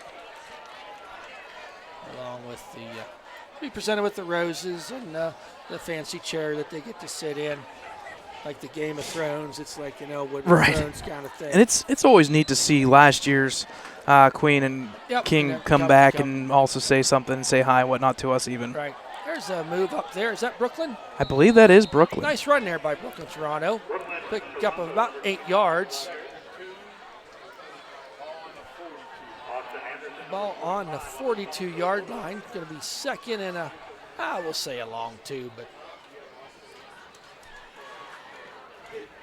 I think the Wolverines come out of the game. We got Tyler Powell in concussion protocol, and that's more, we'll just wait and see. Precautionary, and they do all the preseason things. I know that all the schools and the athletic directors make sure the concussion protocol is done. Another nice run here by Brooklyn. Good head of steam. Going to be enough for a first down. Pick up about 4 on the play. So about 35 seconds left to go. We're going to have to get another play off. Play clock differential's a little bit there. So ball on the Wolverines 47-yard line. But tune in next week, or come on out to the stadium. Love to see you on homecoming night. Should be the last play right here. I'm thinking that too. Brooklyn Turf got him that time. Oh. Lucky he didn't hurt an ankle, hurt his knee or something. That way he fell funny on that. That's going to be the last play of the game, folks. That's going to be our final score tonight as the buzzer rings. The Freedom Bulldogs 40, our Ellwood City Wolverines 0. We'll stay right here and just do the stats, and that way we keep moving. That'll be great. We'll take a little break here, let them do their handshakes, and then we'll just jump right in the final stats. Okay, sounds like a plan.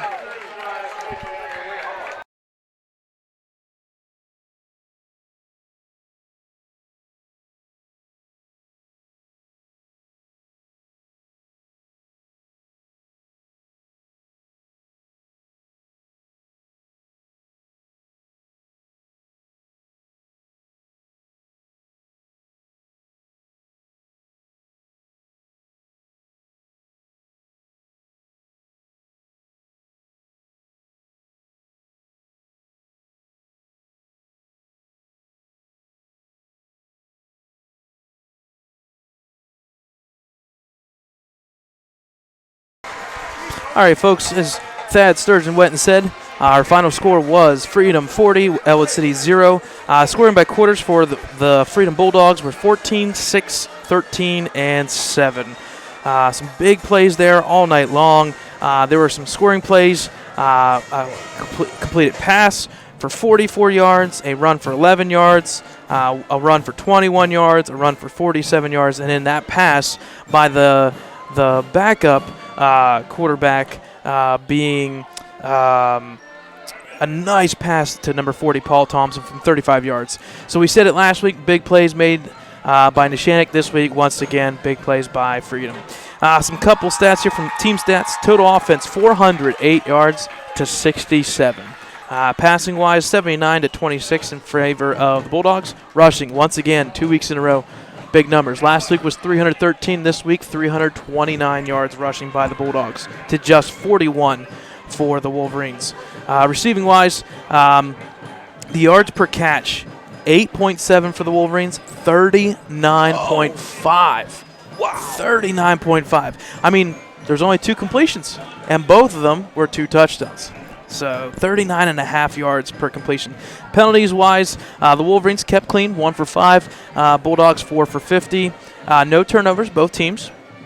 And first down, 17 to 3 in favor of the Bulldogs. Time of possession, actually, for the first time all year long, was actually won by the opposing team, 27 minutes to just 20. Individual stats, passing-wise, Cole Beck, 1 for 5, 44 yards and a touchdown. Carter Zielinski, 1 pass, 1 touchdown. Or 1 completion, 1 touchdown from 35 yards.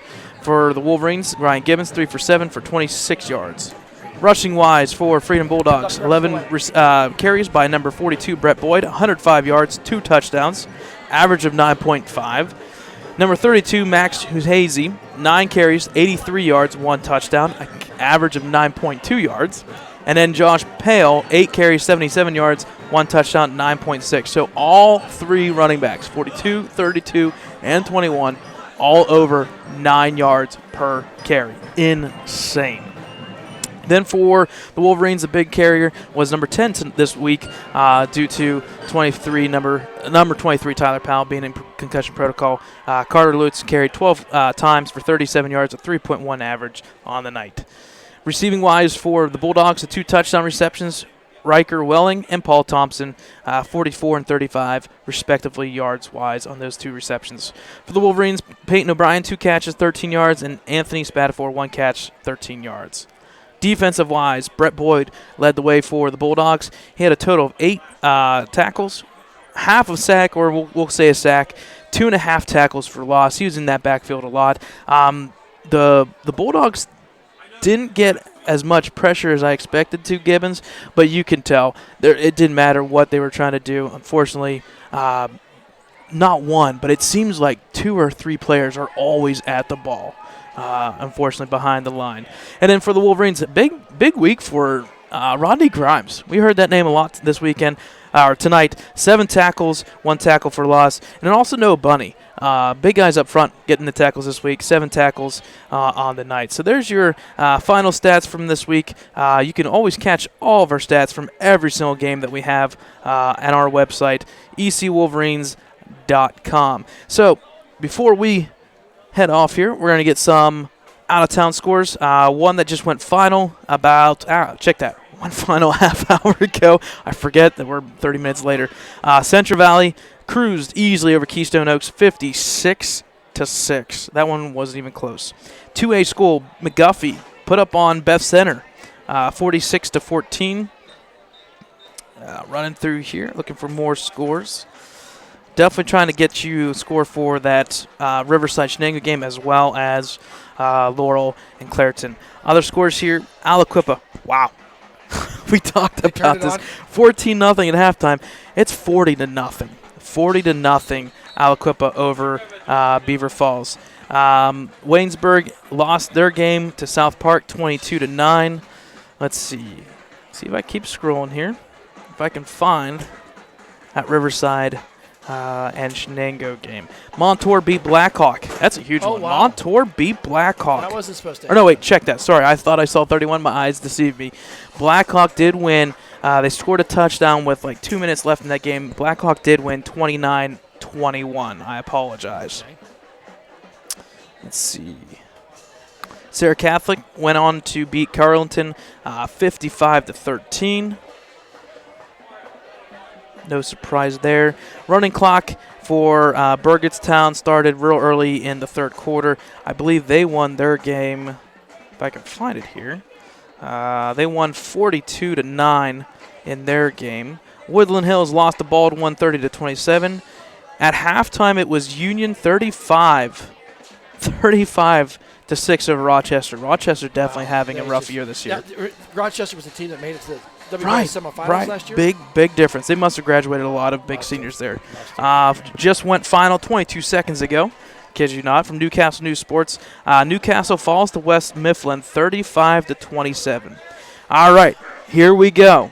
Our two matchups. Which one do you want first, single A or double A? Go a double A. Okay, double A it is. Riverside defeats Shenango 17-7. So that now makes Shenango 3-2 on the year, and 2-2 in conference play.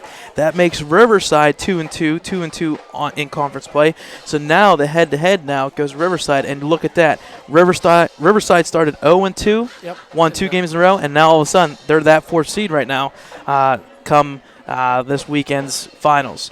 Also on top of that, we'll stay 2A as well, and then we'll talk about Clareton Laurel. Mohawk holds on to beat Western Beaver 21-14. So Mohawk picks up their first win. Western Beaver has to be thinking and wondering what's going on, because they've played well one week. The next week played not as good, and unfortunately got upsetted a couple times there by Shenango, Riverside, and now they lost their 3rd game on the year to Mohawk. All right, let's talk about it. Let's get right to it. Single A, Clareton 21, Laurel 7. That is a final score. Or sorry, check that. I'm a little bit behind on this. That was end of 3 quarters. I'm running through here. I'm seeing final, and all of a sudden end of 3. Clairton is up at the end of the 3rd quarter about 28 minutes ago. We'll try and get a final of that one here before we get off. Clairton was up 21-7. Other finals, Neshannock just blew by Shady Side 54-14. So Neshannock goes to 4-1. You've now got Neshannock 4-1, Freedom 5-0. You got a lot of teams there sitting there looking good. Let's see what else we can come up with. See if I can get any more finals here. Pine Richland, we don't want to exclude 6A, but Pine Richland's just proven to be bullies at each week. They beat Norwin 46-0. The Peters Township game, did you see that one? No, I did not. Okay. I did not. Let's see if I can get. Okay, we're on the Clairton channel-wise. 2:15 left, about 14 seconds ago. 14 seconds ago, Clairton Bears are up 33-7. So it does look like Laurel's going to lose their first game. We kind of did a little bit of a preview. I've talked to a couple of my colleagues at the CTC. A lot of them go to Laurel. They were asking me who Laurel can lose to, and I mentioned 3 teams: Jeanette, Clairton, and Monessen. And sure enough, there's that Clairton team. We said it at the beginning of week 1, well, technically week 2. Clairton started the season 0-2. That's the first time since 2005, and now they've won, or looks like they're going to win 3 games in a row. And then Central Catholic beat Bethel Park 45-14. North Catholic won their game 13-3. I think that's where we will leave it for this week. Thad, take over. Great. Thank you, Brad.